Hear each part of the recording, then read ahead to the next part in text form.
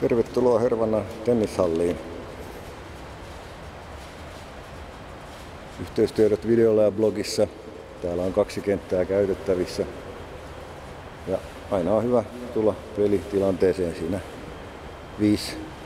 5-10 minuuttia aikaisemmin ja ovi kerrallaan auki, ettei molemmat ovet auki.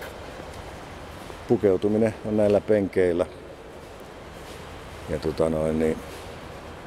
tennisvalmentajat gmail.com yhteydenotot mieluiten kerta